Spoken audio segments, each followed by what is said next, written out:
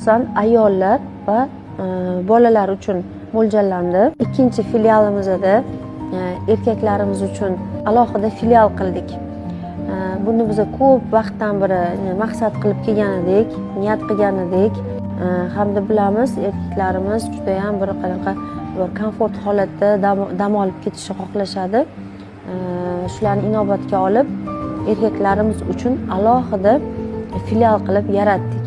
Yana bir shu o'rinda aytib ketaman, mana yillar davomida oilaviy davolab kelaman. Mijozlarimiz oilaviy kelib davolanishadi. Turmush o'rtoqlari bilan, borinki aka-ukalar bilan kelishadi. Bizning o'zbek ayollarimiz ozgina qizg'anchiqroq. Shularni ham hisobga oldik. Hammasi bir joyda bo'lmasdan shu maqsadda erkaklarimiz uchun alohida qildik. Davolanish muolajalarini mutaxassislar olib boradi. Faqat erkaklar